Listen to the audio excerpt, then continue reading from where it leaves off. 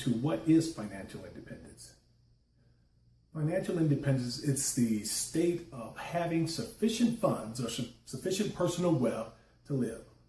But the key is to have this personal wealth coming in without you having to actively go to work for that money. Meaning, if you don't go to work, you don't get paid.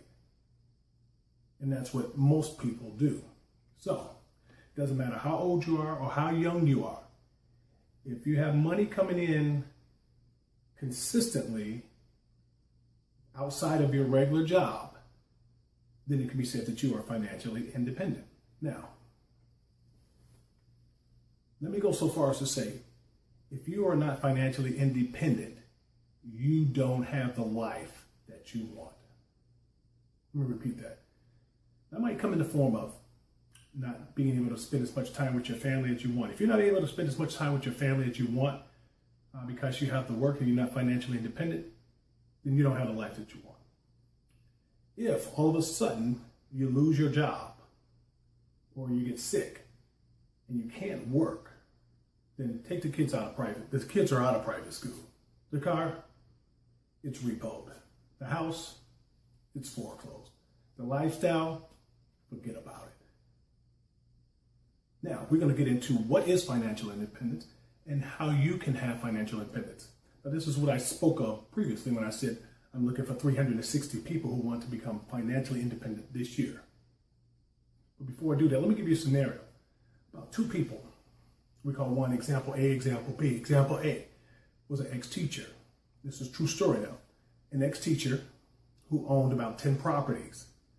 And every month, what she had coming in, she had about $5,000 coming in every month.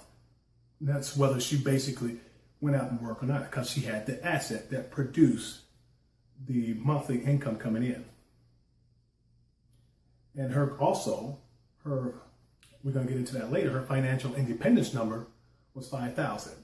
And basically what that means is she had, out of that 5,000 that she had coming in, that covered all her basic necessities: rent,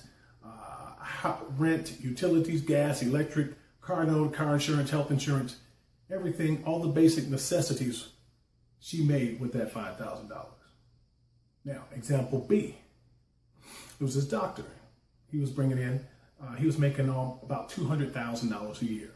Some doctors make significantly less, a few make a little bit more. But this particular doctor was making about $200,000 a year. And his lifestyle reflected him making $200,000 a year. He also got a debilitating disease, and he was no longer able to work as a physician. So, guess what happened to him? He lost his lifestyle. He lost the same thing I just mentioned. You have to take the kids out of private school. You have to file for bankruptcy and all this. Now you say, how can this be? The one lady had $5,000 coming in, and the other one, and the doctor, he had $200,000 coming in a year. So she had $60,000 coming in a year. He had $200,000 coming in a year. It's because lifestyle.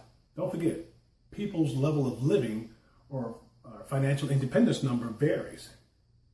He was living on a $200,000 a year budget. So if it was short, he had less money. He could fall any day. The lady was living within her means on $5,000 and $5,000 a month, so she was able to sustain. Now, financial independence is income coming in other than your work to sustain you. The school teacher was able to sustain herself because even though she was sick, they both had health insurance to both her and the doctor. So she's sick, but her lifestyle continues to be the same because she has $5,000 coming in, and that meets all her basic necessities. But the doctor, when he was no longer able to work, no pay. So he had a problem that she didn't have. So that's why today what I want to show you is, number one, you must know your number. What is the amount of money that you need to come in every single month, whether you go to work or not? These are, let me say, fixed expenses. And if you have these expenses fixed, if you get that money coming in that covers those, you can live. Let me give you an example. My personal independence number is $6,500. So $6,500 is my FIN, or my financial independence number. Now, don't forget that includes rent, gas, utilities, kids' daycare, car note, health insurance, everything. Everything that I need to pay for is included in that $6,500.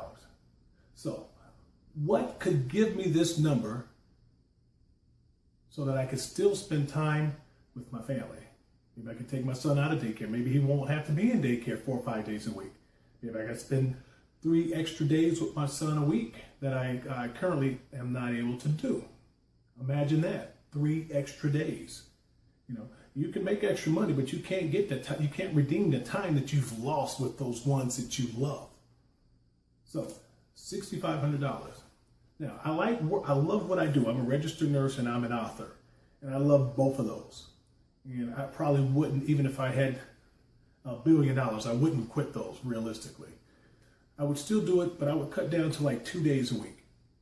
Now, if I cut down to 2 days a week, then I would only make $4,800 a month. So that would still put me shy of $1,700.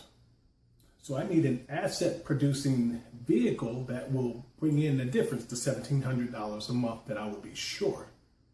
Now, if I had $400,000 in the bank, $400,000 getting 5% interest on my money yearly, that would give me the $1,700 a month.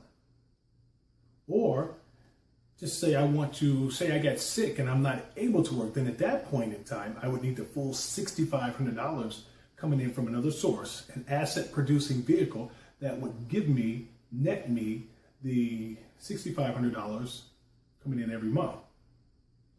So in that case, I would need $1.5 million in the bank getting me, and I'm receiving 5% interest on my money, which would give me about $6,500 coming in a year. So with that being said, I am going to show you a secret that I have come upon. And we will go over that in a few moments. So you want to know what it is that I came upon. Well, first, let me tell you something. A friend of mine named Peter Anthony Wynn, he gave me a quote the other day, and it just made sense. We all know that hindsight is 20/20, basically meaning if you live in now, you look at some mistakes you made in your past, had you to do all over again, you would do things different, therefore your life would be different right now. But what he said was very powerful. He said, why not seek the counsel?